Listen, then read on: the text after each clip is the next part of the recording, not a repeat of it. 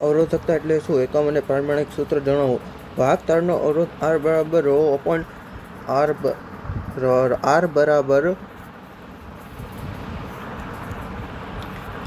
બરાબર row L upon A. આ સૂત્ર છે અવરોધકતાનું. હવે અવરોધકતા રો બરાબર રો A અપોન L છે.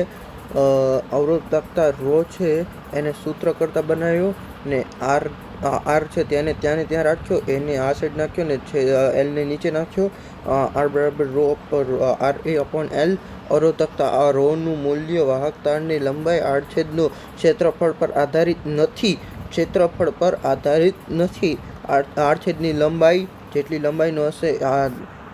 હવે ધારો કે આ કોઈ આડછેદ છે, એની આ લંબાઈ છે, એના ઉપર આધાર નથી રાખતો અને એના ક્ષેત્રફળ પર આધાર નથી રાખતો. આ જે છે એનું આ ક્ષેત્રફળ કહેવાય. એનું ક્ષેત્રફળ પર પણ આધાર નથી રાખતો. અહીંયા સૂત્રમાં જે રો એ આર એ અપોન એલ છે, એ ને એલ બંને છે, છતાં પણ એના ઉપર આધાર રાખતો નથી. દ્રવ્યની જાત પર આધાર રાખે છે. આ જે ધારો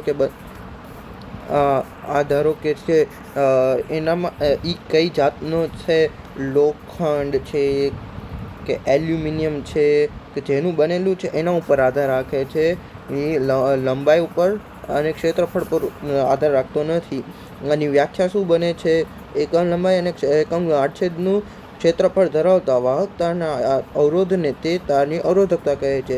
એકમ લંબાઈ અને એકમ આડછેદનું ક્ષેત્રફળ ધરાવતા વાહક તારના